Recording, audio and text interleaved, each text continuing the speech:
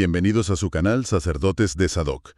Antes de adentrarnos en la inmersión profunda de hoy, surge una invitación entusiasta para quienes nos acompañan a suscribirse, apoyar este proyecto económicamente si está dentro de las posibilidades de cada cual y, por supuesto, compartir este contenido. Eso es, toda ayuda es vital. Claro, porque es gracias a este respaldo que resulta posible seguir desentrañando la historia y los textos antiguos con este nivel de detalle. Y, bueno, el viaje de hoy requiere sin duda dejar los prejuicios en la puerta. Totalmente.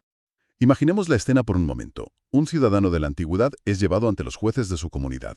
Su delito no ha sido robar ganado, ni asesinar, ni, no sé, desertar del ejército, sino aparentemente llevar puesto un atuendo que no le corresponde. Sí, suena a algo menor hoy en día. Exacto.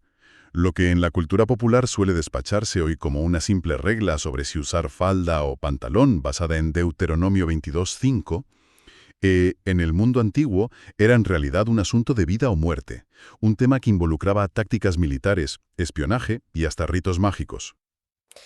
A ver, es que el choque cultural es masivo cuando se intenta leer un texto redactado hace más de 3.000 milenios, 3.000 años, se dice pronto, llevando puestas las gafas de la moda contemporánea. Ya, es como leerlo del revés. Eso es. Abordar las leyes del antiguo cercano oriente utilizando conceptos modernos sobre lo que cuelga en nuestros armarios, garantiza casi con total seguridad perderse el verdadero significado. Claro. El estudio documental que sirve de base para el análisis de hoy demuestra que esta norma no era una especie de código de vestimenta de instituto. Sí, en plan, la falda por debajo de la rodilla y esas cosas. Exacto, no iba de eso. Era un muro de contención contra el caos. Pues vamos a desgranar esto desde el principio, porque parece que el gran malentendido arranca en la traducción misma, ¿no?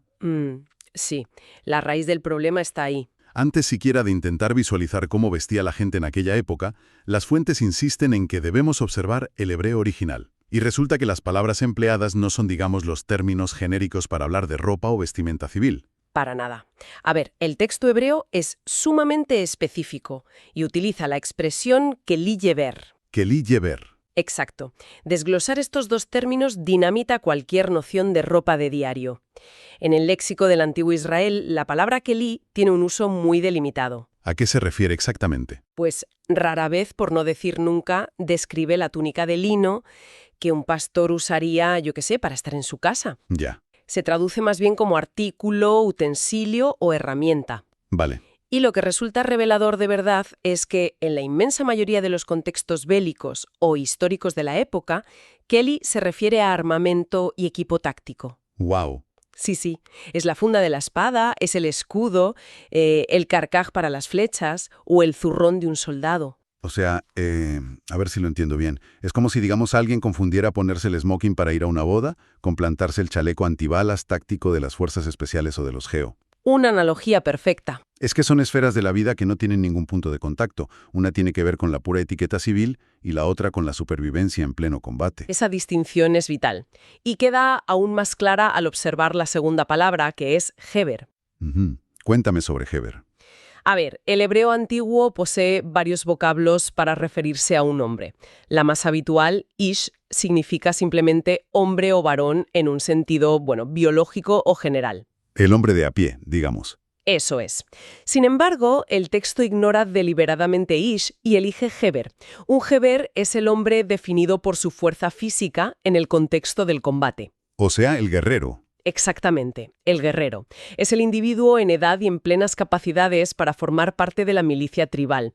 Por lo tanto, prohibir el uso del kelí heber no es prohibir la ropa del varón, así en general, Ya. es vetar el uso ilícito del equipamiento militar. Claro, madre mía, esto cambia por completo las reglas del juego. Totalmente. Si estamos hablando de escudos y espadas, la preocupación de la ley no era la estética en absoluto. No, ¿qué va? Supongo que, en el contexto de esas antiguas tribus que además estaban rodeadas de imperios hostiles por todas partes, la supervivencia dependía de que cada persona apta asumiera su papel en la defensa. Era una cuestión de vida o muerte colectiva. Entonces, el problema aquí era la deserción. Gente intentando evadir el servicio militar disfrazándose de civil. Pues sí. La evasión militar era un riesgo crítico que podía condenar a toda una comunidad a la aniquilación absoluta. Si los Heber, esos guerreros, eludían su responsabilidad ocultándose entre la población no combatiente, la estructura de defensa simplemente colapsaba. Claro, te quedas sin ejército. Eso es.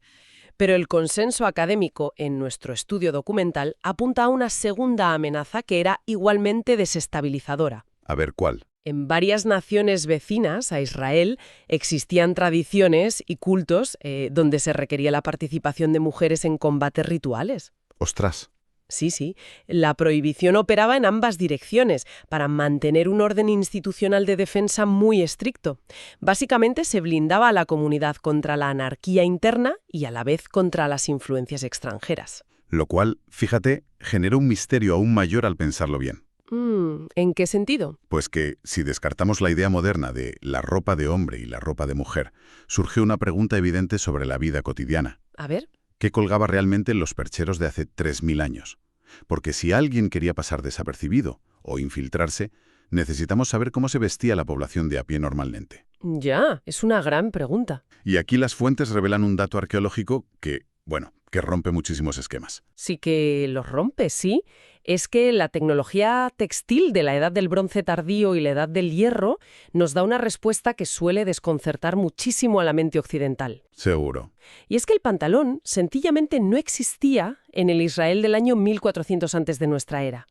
No existía. Nada de pantalones. Nada. Esa prenda sería inventada siglos después, muy lejos de allí, y principalmente por culturas nómadas jinetes para facilitar, la monta a caballo. Tiene sentido.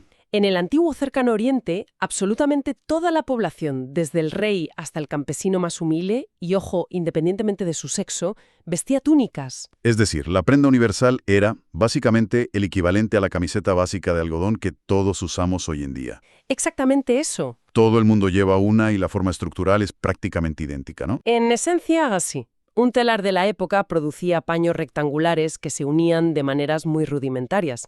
Las diferencias entre la túnica de un hombre y la de una mujer eran sutiles, casi cosméticas, diría yo. Ya, un detalle mínimo. Sí, o sea, quizás variaba la longitud del dobladillo, algún bordado específico, la forma de ceñir el cinturón o la caída de los pliegues, pero la arquitectura base de la prenda era exactamente la misma. Pero, a ver, fíjate en la contradicción enorme que esto genera. Mm.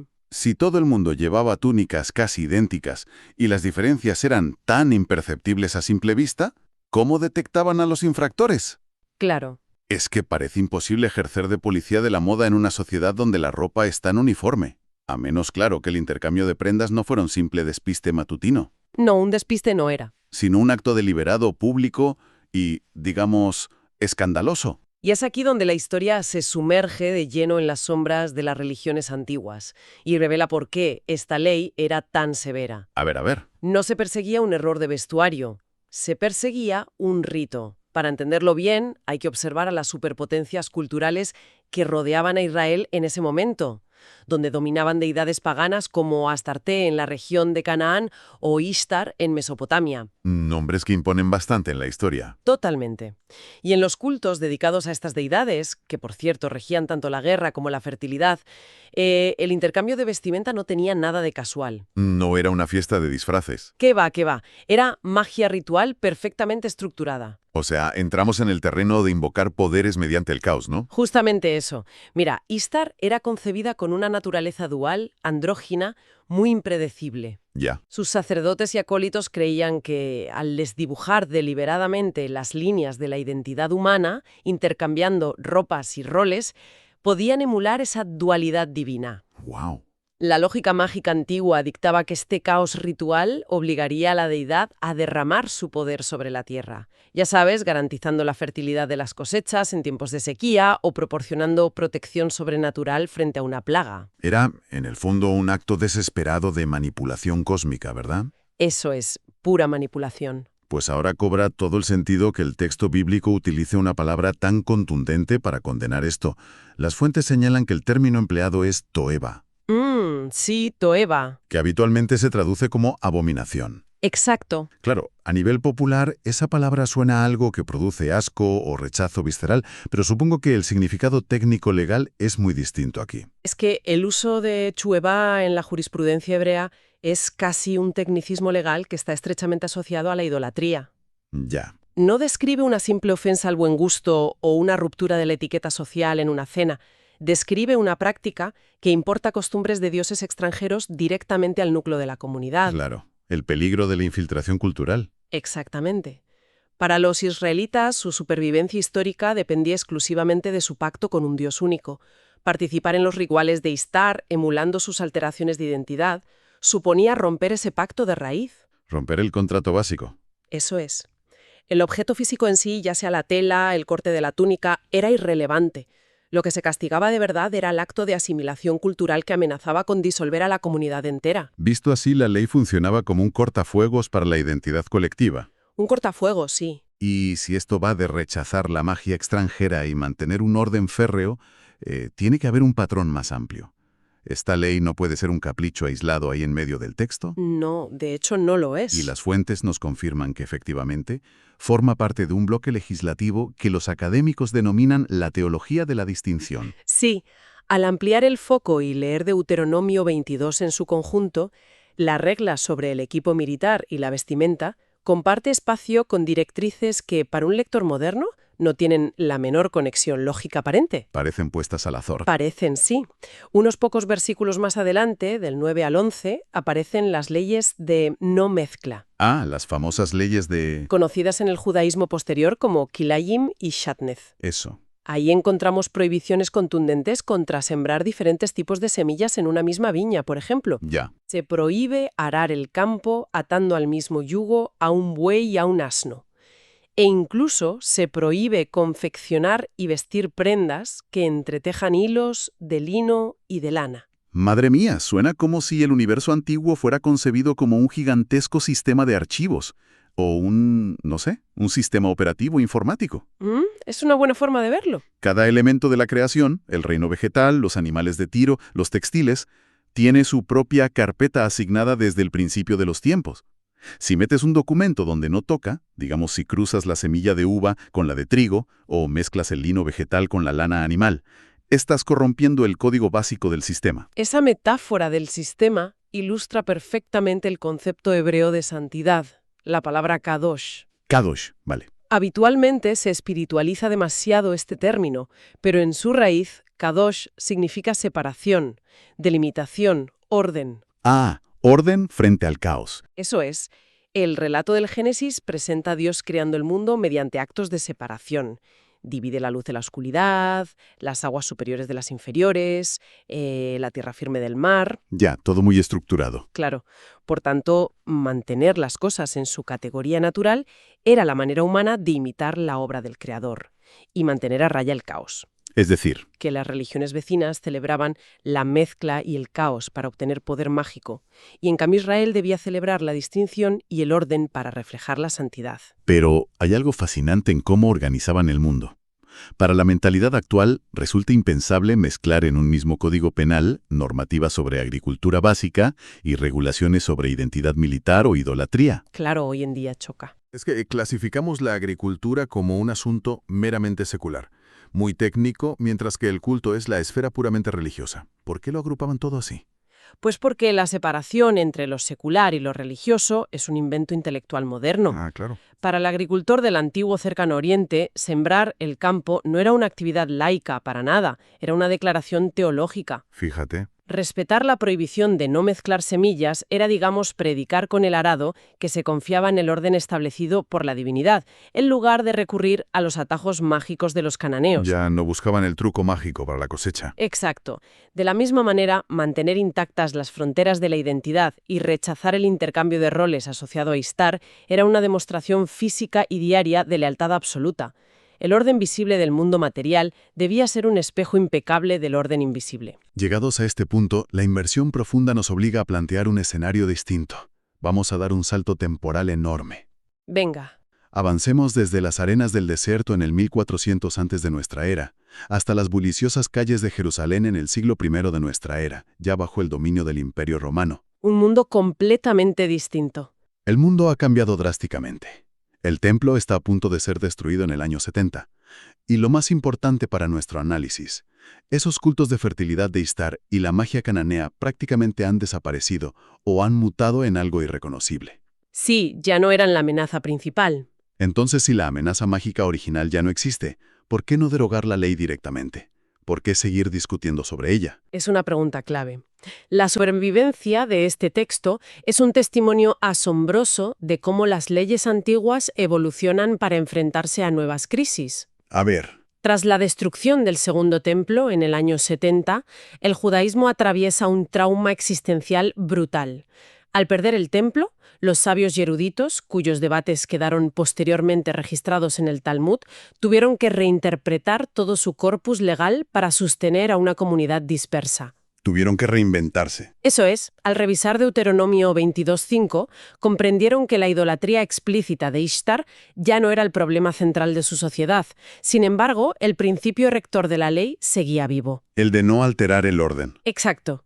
La prohibición de alterar la realidad debía ahora aplicarse a las amenazas de la civilización grecorromana. ¿Y cuáles eran esas nuevas amenazas que requerían mantener la ley vigente? Pues el enfoque de la norma giró hacia la ética social y la seguridad ciudadana. En las complejas ciudades del imperio, el uso de disfraces y la suplantación de identidad se habían convertido en tácticas comunes para el crimen. Ostras. Los eruditos rabínicos comenzaron a interpretar esta regla como un mandato estricto contra el engaño civil.